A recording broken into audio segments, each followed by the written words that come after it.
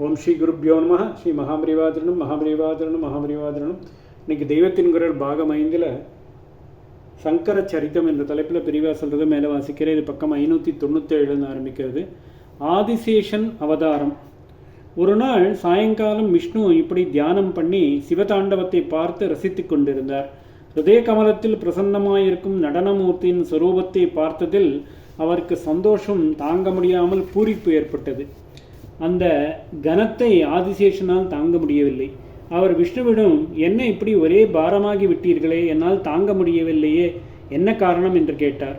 அதற்கு விஷ்ணு, என் ஹிருதயத்தில் பரமேஸ்வரன் நர்த்தனம் பண்ணினார், அதுதான் பாரத்திற்கு காரணம் என்று பதில் சொன்னார். சந்தோஷத்தினாலேயே பாரம் என்கிற போது அது அத்வைதம். ஈஸ்வரன் இவர் ஹிருதயத்தில் தோன்றியதால் பாரம் என்றால், இவர் ப்ளஸ் அவர் என்று 2 பேர் சேர்ந்ததால் பாரம் என்பதாக துவைதமாக அர்த்தம் கொடுக்கிறது. அத்வைதமாக பண்ணி காட்டியதை திருவாரூரில் 3/4 வீசம் மூடி வைக்கும்படியாக ஆகிவிட்டதல்லவா. அதனால் பொதுஜனங்களுக்கு அவர்களுக்கு புரிவதான துவைதமாக காட்டித்தான் அப்படியே அத்வைதத்திற்கு அழைத்து கொண்டு போக வேண்டும். ஆதிசேஷனின் மூலம் இதை பண்ண வேண்டும் என்று பகவான் நினைத்தார்.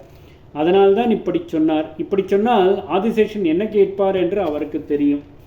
அவர் நினைத்தது போலவே ஆதிசேஷன் அப்படிப்பட்ட ஈஸ்வர தாண்டவத்தை நான் பார்க்க வேண்டுமே என்றார். அதற்குத்தான் பகவான் காத்து கொண்டிருந்தார்.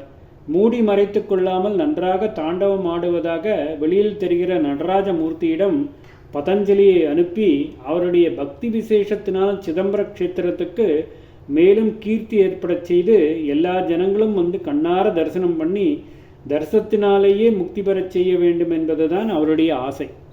திருவாரூரில் பிறந்தால் முக்தி, ஜனநாத் கமலாலயே, பிறப்பது நம்மிஷ்டம் இல்லையே, சிதம்பரத்தில் தரிசன மாத்திரத்தால் முக்தி, தர்ஷனாத் அப்ர சதசி, எங்கே பிறந்தவரானாலும் அங்கே போய் தரிசனம் பண்ணி மோட்சத்துக்கு போய்விடலாம். துவைதமான தரிசனத்தினாலேயே அத்வைதமான மோட்சம். பதஞ்சலியின் மூலம் சிதம்பர மகிமையை பிரகாசிக்கச் செய்து சர்வஜனங்களுக்கும் மோக்ஷோபாயம் காட்ட பகவத் சங்கல்பம் ஏற்பட்டது. மகாவிஷ்ணு பதஞ்சலியிடம், சிவதாண்டவம் தானே பார்க்கணும். பாரத வருஷத்தில் தட்சிண தேசத்தில் தில்லைவனத்தில் சிதம்பர க்ஷேத்திரம் இருக்கிறது. அங்கே சிவன் நடராஜாவாக ஆனந்தமாக ஆடிக்கொண்டிருக்கிறார், போய் தரிசனம் பண்ணிக்கொள் என்று சொல்லி அனுப்பி வைத்தார். இவருடையவும் ஜனங்களுடையும் ஆத்மக்ஷேமத்திற்காக மட்டும் அனுப்பி வைக்காமல் அறிவு விஷயமாகவும் பூலோகமே உபகாரம் பெறும்படியாக இன்னொரு பெரிய காரியத்தையும் கொடுத்தார். நடராஜாவின் டமருக நாதத்தை கொண்டு பாணினி வியாக்கரண சூத்திரம் செய்திருக்கிறார். அதை புரிந்து கொள்ள மகா மேதாவிகளை தவிர மற்ற எவராலும் முடியாமல் இருக்கிறது. ஆகையால் தேவபாஷியான சம்ஸ்கிருதத்தின் அந்த வியாக்கரண சூத்திரங்களை நன்றாக புரிய வைத்து பெரிய பாஷ்ய புத்தகம் எழுது என்று ஆக்ஞாபித்தார். தூங்குகிற மகாவிஷ்ணுக்கு பாம்பு படுக்கை. அவர் உட்கார்ந்தால் அந்த பாம்பே சிம்மாசனமாகிவிடும். நடந்து போனாலும் குடைபிடிக்கும். ஆனால் மகாவிஷ்ணு நாட்டியம் ஆடுவதில்லை. சிவன்தான் ஆடுகிறவர். ஆடுகிறவருக்கு பாம்பு எந்த விதத்தில் பணி செய்ய முடியும்? ஆபரணமாக அவர் உடலிலே நெளிந்து கொண்டு அலங்கார பணி செய்கிறது. ஈஸ்வரன் மேலே பல பாம்புகள் நெளிகிற போது அவருடைய பாதத்தில் சிலம்பமாக சுற்றிக்கொள்ள ஆதிசேஷன் போனார். ஆதிசேஷ பாம்பு பதஞ்சலியின் மகர்ஷியாக அவதாரம் செய்து நடராஜாவிடம் போய் சேர்ந்தது.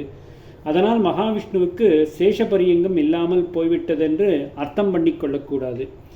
ஆதிசேஷன் அங்கேயும் இருந்து கொண்டே தம்முடைய அம்சக்கலைகளினால் பூமியில் ஒரு அவதார ரூபம் எடுத்தார். அத்ரி மகர்ஷியின் புத்திரராக பதஞ்சலி அவதரித்தார். அதனால் ஆத்ரேயர் என்று அவருக்கு ஒரு பெயர். ஆச்சாரியாலும் ஆத்ரேய கோத்திரம்தான் என்று பார்த்தோம். கோணிகா புத்திரர் என்றும் அவருக்கு ஒரு பெயர். சில புராணங்களை அனுசரித்து பதஞ்சலி சரிதத்தில் அவர் கோணிகா என்ற தபஸ்வினிக்கு புத்திரராக பிறந்த கதையை சொல்லி அதிலிருந்தே பதஞ்சலி என்ற பெயர் ஏற்பட்டதற்கு காரணம் சொல்லியிருக்கிறது. கோணிகா அஞ்சலி முத்திரையுடன் கூடிய கையில் அர்க்ய ஜலத்தை வைத்துக்கொண்டு சூரிய பகவானிடம் தனக்கு மகாத்மாவான புத்திரனை அருளும்படி வேண்டிக் கொண்டிருந்தார். அப்பொழுது ஆகாசத்திலிருந்து ஆதிசேஷன் அந்த அஞ்சலி ஹஸ்தத்தில் விழுந்து அவதாரம் எடுத்தார். 10 என்றால் விழுவது. அஞ்சலி ஹஸ்தத்தில் விழுந்ததால் அவருக்கு பதஞ்சலி என்று மாதா பெயர் வைத்தாள். இப்படி பதஞ்சலி விஜயத்தில் பெயருக்கு காரணம் சொல்லியிருக்கிறது. சரகர் என்றும் அவருக்கு ஒரு பெயர். அவர் ஆசைப்பட்டு ஜென்மா எடுத்தது நடராஜ தாண்டவம் பார்ப்பதற்காக. அந்த ஆசை பூர்ணமாக நிறைவேறிற்று. சிதம்பரத்தில் வாசம் செய்து கொண்டு நடராஜாவை சதாகாலம் தரிசனம் பண்ணிக்கொண்டு அவருடைய முக்கியமான 2 பக்தர்களில் ஒருத்தராகிவிட்டார். இவருடைய ஆசை நிறைவேறுமாறு இவரை அனுப்பி வைத்த மகாவிஷ்ணுவுக்கு இவர் மூலமாக லோகோபகாரமான அறிவு பணியும் நடக்க வேண்டும் என்பதல்லவா ஆசை. அந்த ஆசையும் நன்றாக நிறைவேறியது. பதஞ்சலி தேவபாஷைக்கு வியாக்கரண மகாபாஷ்யம் எழுதினார். அவருக்கு அது மிகவும் பிரசித்தியை கொடுத்தது. ஓம் ஸ்ரீ குருப்யோ நமः. ஸ்ரீ மகாபரிவாஜன மகாபரிவாஜன மகாபரிவாஜனம்.